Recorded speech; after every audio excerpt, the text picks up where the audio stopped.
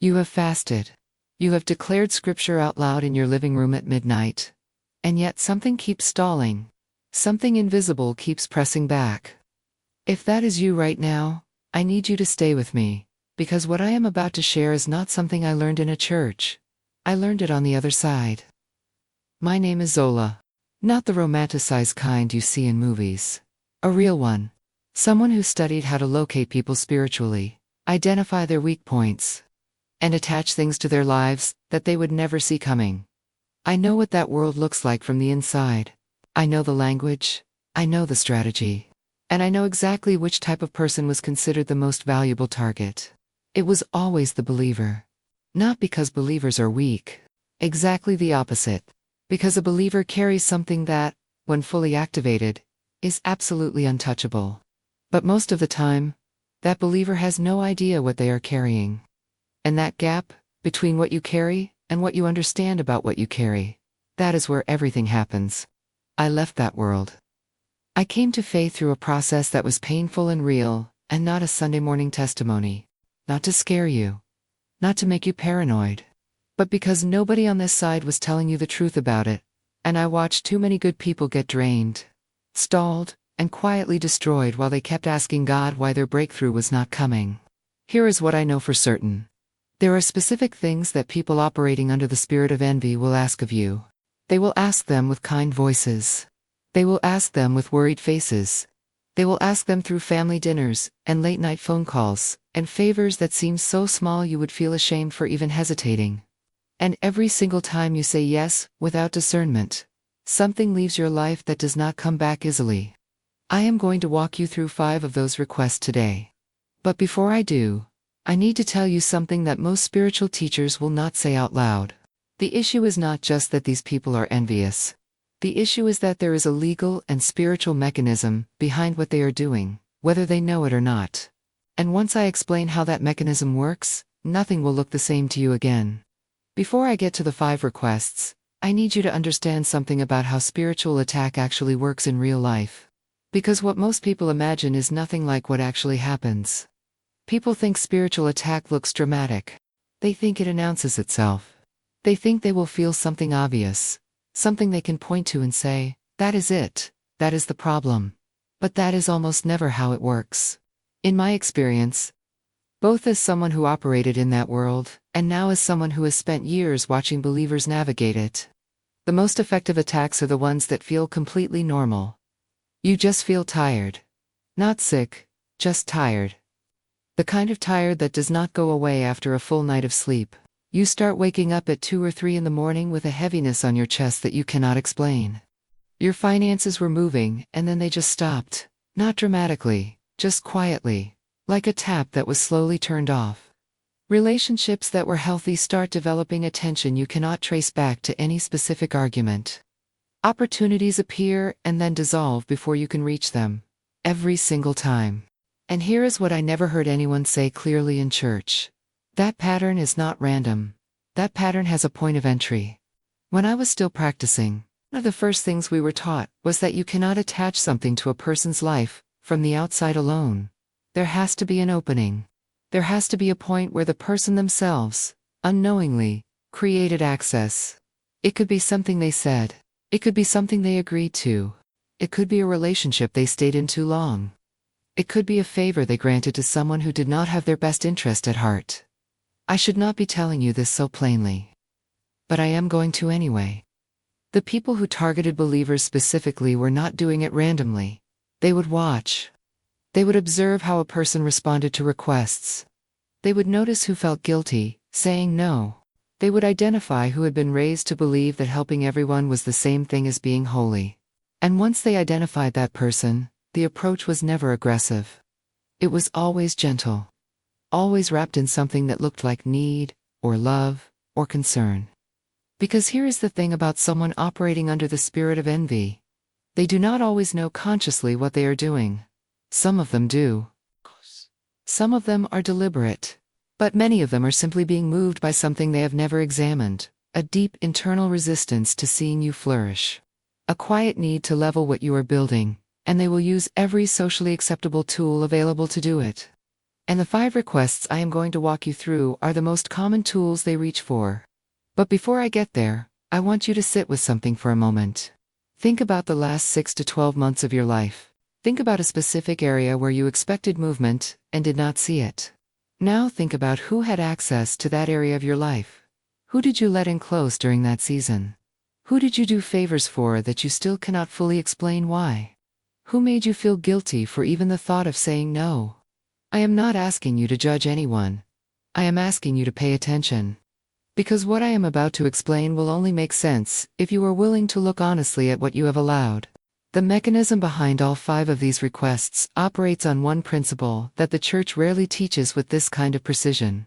And that principle is the reason why good people, faithful people, people who pray and tithe and serve, still find themselves blocked, still find themselves empty, still find themselves wondering what they are doing wrong, when the answer is not what they did, but what they allowed.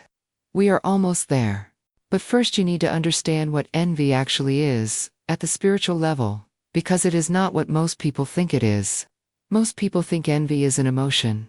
They treat it like jealousy, like something that lives inside a person and makes them feel bad when good things happen to someone else. And yes, envy does involve emotion. But what the church almost never explains is that envy, at its spiritual root, is not just a feeling. It is a force. It is a spiritual current that moves through people who have not dealt with their own emptiness. And it looks for somewhere to discharge. Think of it like this. When a person is carrying deep, unresolved lack of peace, lack of progress, lack of identity, that lack creates a kind of pressure on the inside. And that pressure needs somewhere to go. When they encounter someone who has what they do not, that pressure does not stay neutral. It reaches, it extends. And if you are not spiritually aware, if you have not been taught how to recognize what is actually happening in those interactions, you will open your life to that current without ever knowing it. That is what I was never hearing explained correctly in any service I attended after I came to faith. The teaching was always about binding and casting out and coming against. Warfare language, aggressive language. And I understand why. But what nobody was saying is that most of the drain happening in believers' lives is not coming from a frontal attack. It is coming from access that was quietly granted through ordinary interactions with ordinary people who are carrying extraordinary amounts of unresolved spiritual pressure. You are not losing ground because the enemy is stronger than your God. Let me say that again because I want it to land. You are not losing ground because the enemy is stronger than your God. And those openings were not forced. They were offered. You opened them yourself, in moments of kindness, in moments of obligation, in moments where saying yes felt safer than the discomfort of saying no. This is the thing I could not unknow after I left that world. The legal dimension of how spiritual access works. When you agree to something, when you say yes with your mouth or your actions, you are not just making a social decision. You are making a spiritual one. You are either reinforcing the boundary around what God has placed in your life, or you are creating an aperture in it. And every aperture, no matter how small it seems in the natural, is significant in the spirit. I watched this happen to a woman I will call Miriam. She was not her real name, but the situation was real, and I watched it unfold over the course of almost 2 years. Miriam was a believer, serious about her faith, consistent, someone who prayed with genuine conviction. She was also building something. A small business that was genuinely beginning to gain traction. New clients, stable income, a sense that what she had worked for was finally beginning to respond. And then a cousin came back into her life. The cousin had always had a complicated relationship with Miriam. Not openly hostile, never dramatically toxic, just consistently draining. There was always a problem, always a need. Always a request that came at exactly the moment when things were going well for Miriam. And every time Miriam said yes, she would notice something she could not fully articulate. A flatness afterward. A low-grade anxiety that would not lift. A sense that the energy she had woken up with that morning was no longer there by evening. She thought it was compassion fatigue. She thought she just needed to rest more, pray more, push through. What she did not understand is that she was not just tired. She was being drained through every open door she had created by saying yes to someone who had no intention of becoming well, only of staying connected to someone who was. The turning point came when Miriam did something that changed everything. And I am going to tell you exactly what she did. But first, I need to explain the 5 specific requests. Because, without understanding those, what Miriam did will not make complete sense. And this is where everything I have been building toward finally comes together. Because these 5 requests are not random. They follow a pattern. And once you see the pattern, you cannot unsee it. The first request that people operating under the spirit of envy make with alarming consistency is this. They ask you to carry what belongs to them. It never announces itself that way. It comes wrapped in a compliment. You are the only one who can handle this. Nobody does it better than you. If it is not you, it simply will not get done. And something in you, something conditioned since childhood, to equate being needed with being valued, accepts the weight. What happens spiritually when you do that is a redirection. The energy meant for your own assignments begins feeding something outside its intended channel. And the person who handed you the burden feels lighter. You feel heavier. Over time, that accumulated heaviness starts looking like stagnation in every area of your own life. I watched this happen to a man I will call Daniel. Generous to a fault, gifted at solving problems, the kind of person entire networks organize themselves around. His brother, his coworker, his neighbor, his mother, everyone had learned that Daniel would always answer. And his own business, which had real momentum, sat quietly untouched. Not because he lacked ability. Because he had given away every hour of clarity. He had 2 lives that were not his assignment.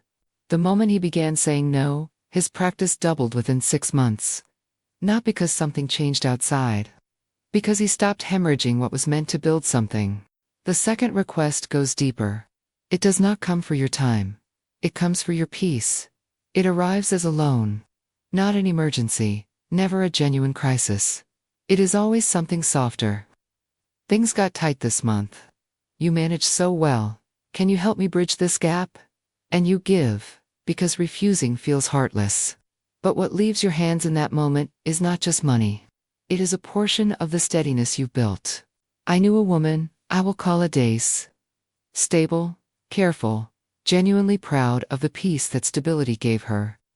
Her sister lived on a completely different financial frequency and called every few months without fail. 11 times in 2 years, Adea said yes. And one Sunday evening, sitting alone at her kitchen table, she looked at her savings account and felt something drop inside her chest. The number was not dramatic. The feeling was that specific peace she had protected for years was simply gone. Not because she was broke. Because she had handed it out in installments to someone who had never once changed the behavior that created the need. She told me the worst part was not the money. It was that she had ignored her own instinct every single time. And that silenced instinct was the real wound. Now these first 2 requests work on your energy and your security. But there are 3 more. And the further we go, the more personal they get. Because what comes next does not target what you have or what you earn. It targets where you live inside yourself. And most people do not even realize it is happening until their own home no longer feels like theirs. The third request targets your atmosphere. The peace inside your home, inside your closest relationships, inside the space where you actually recover. And it enters through the most socially acceptable door imaginable. It asks you to step into someone else's conflict. Not to genuinely solve anything, but because a person living in chaos cannot comfortably look across at someone living in order. So they invite you in. A sibling calls to process their marriage. A friend asks you to weigh in on a dispute. A family member says they just need your steadiness as an anchor. And because you care, because you were raised to believe that being available is the same as being loving, you step through that door. And the moment you do, their atmosphere begins moving through yours. Their resentment, their confusion, their unresolved grief. It does not stay contained to the conversation. It travels with you. And unlike your own pain, which your spirit knows how to process, someone else's conflict does not metabolize the same way. It settles. It begins coloring things in your life that had nothing to do with it. There was a man I will call Samuel. A father of 3 in a household that his wife once described as the one place in the world where she could exhale. He had built that atmosphere deliberately. And then his brother's marriage began falling apart. Every week, one call from the brother, one call from the sister-in-law. Samuel listened to both. He was fair, patient, steady. And slowly, without any single dramatic moment, he began waking up irritable, snapping at his children, short with his wife in ways that confused them both. One evening his youngest daughter came to ask him to play, and he sent her away with a sharpness that made her eyes fill with tears. His wife said it plainly. She said, "Whatever is happening in your brother's house came home with you, and it did not leave when you hung up the phone." Samuel withdrew from those conversations over the following weeks. His brother called him cold. His sister-in-law said she felt abandoned. He held the distance anyway. And the atmosphere in his home returned. The irritation faded. His daughter came back to ask him to play, and he sat on the floor with her for a full hour, and felt entirely like himself again. The resolution of someone else's conflict is not your assignment. Your assignment is the peace inside your own walls. But the fourth request is more personal than any of these. Because it does not ask for your time or your money or your peace. It asks for your growth. And it does it with the most disarming voice available. A voice that sounds like it loves you. It says things like, "I just hope you know what you are doing. Are you sure this is right for you? You seem different lately. Just be careful not to forget where you came from." Always in a soft tone. Always with a concerned face. And always, without exception, arriving at the exact moment when something in your life is genuinely beginning to open. When I was still practicing, there was a clear understanding about seasons of expansion. They were considered vulnerable. Not because growth makes you weak, but because when you are becoming something you have not fully been yet. A single well-placed word of doubt can do damage that years of direct opposition could not accomplish. A woman I will call Kiyamaka had spent 15 years working for other people. Her own consulting practice was finally gaining real traction. New clients, growing revenue, a name beginning to form in her industry. And then her closest friend, someone she had trusted with the interior of her life, sat across from her at lunch and said, "I just wonder if this is really you. The old you. You have changed. Do you ever worry you are pushing too hard?" Kiyamaka smiled and said she was fine. Then she went home and did not open her laptop for 3 weeks. She told herself it was exhaustion. What it actually was, is a wound she had not yet named. Her friend had not attacked her business. She had attacked the version of Kiyamaka that was capable of running it. And it landed in a place so unguarded that it took weeks before she could even identify what had happened. Here is what I want you to understand. The person who asks you to shrink is not always operating from conscious malice. Sometimes they genuinely believe they are protecting you. But what they are actually protecting is the version of you that does not make them feel left behind. Your growth does not just represent your growth. To someone who has not moved, it represents a mirror they are not ready to face. You are not called to manage other people's comfort with your obedience to God, and you are allowed to set it down. But here is where I need you to stay with me. Because the fifth request is the one that does the most damage over time. The first 4 you can identify if you are paying attention. They have shape. They have language. They arrive through events and conversations you can trace. The fifth request is different. It does not always use words. It operates through presence, through pattern, through the slow and consistent pressure of existing next to someone who requires your emotional world to revolve around theirs. The fifth request demands that your feelings always come second. It is not stated as a demand.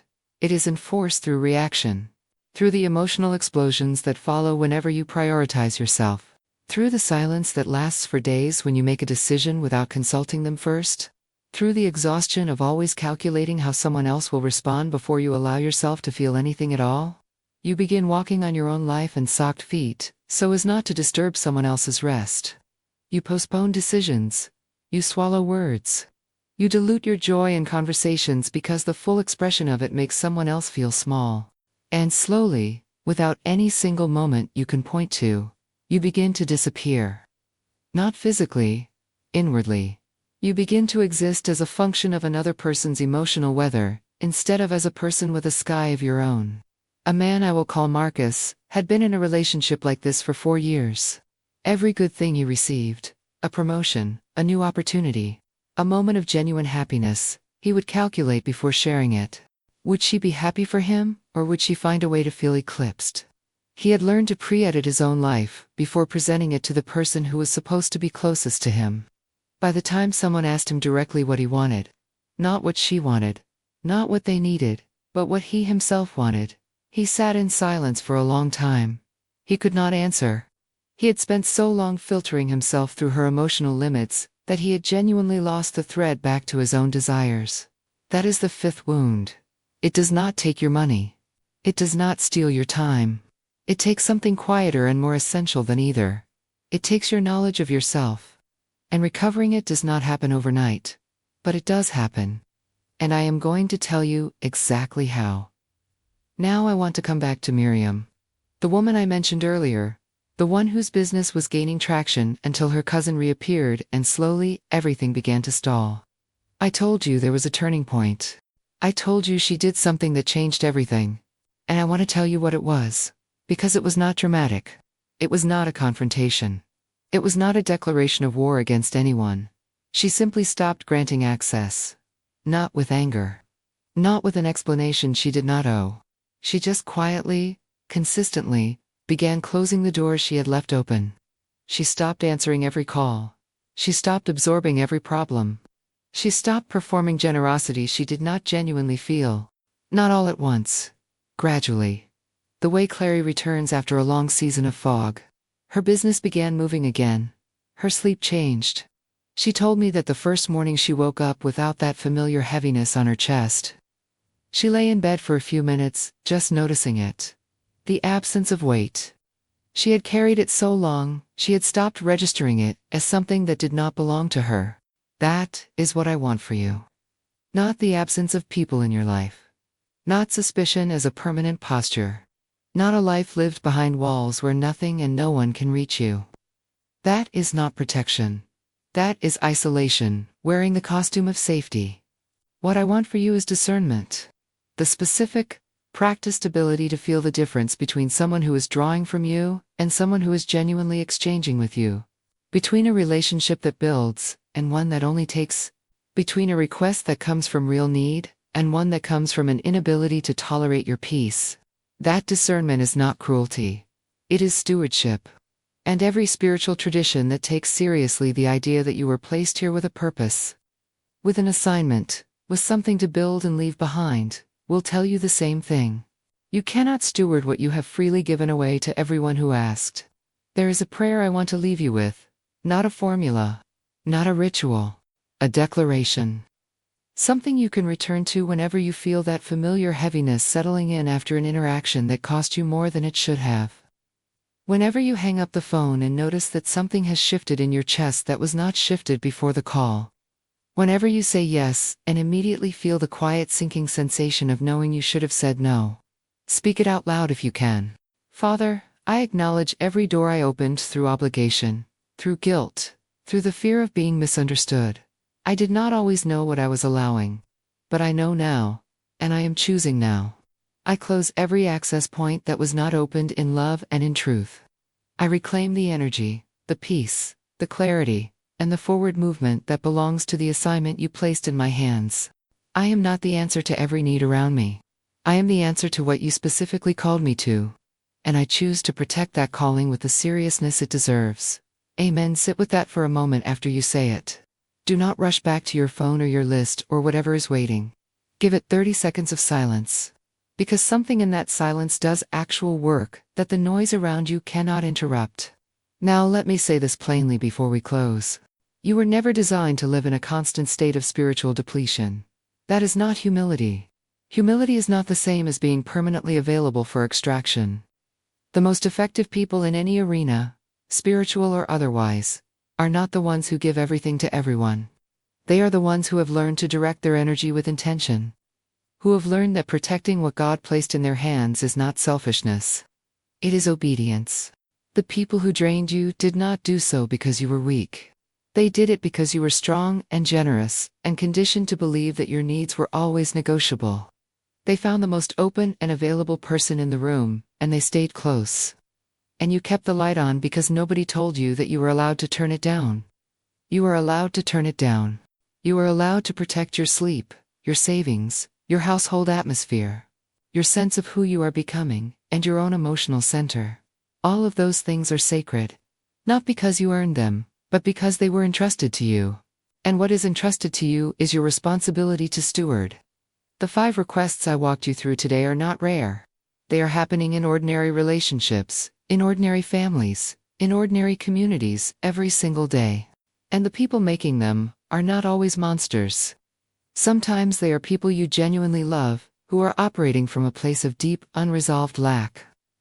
Your compassion for them is allowed to be real, and your boundary can still hold at the same time. Those 2 things are not in conflict. What changes from today is not your love. It is your awareness. And awareness, once it arrives, cannot be sent back. If something in this video named a pattern you have been living inside of, without being able to identify it, sit with that. Let it settle. Because the first step toward closing what has been open is simply knowing that it is there. There is more I want to share with you about what happens after you begin reclaiming this ground. About the resistance that sometimes comes. That is a conversation for another time, and I want to have it with you. But for now, know this. You were not called to live under constant depletion. You were called to build, to sustain, to grow, and to leave something behind that was worth the life it cost you. That calling requires everything you have. Do not let it be quietly borrowed away by people who never intended to give it back.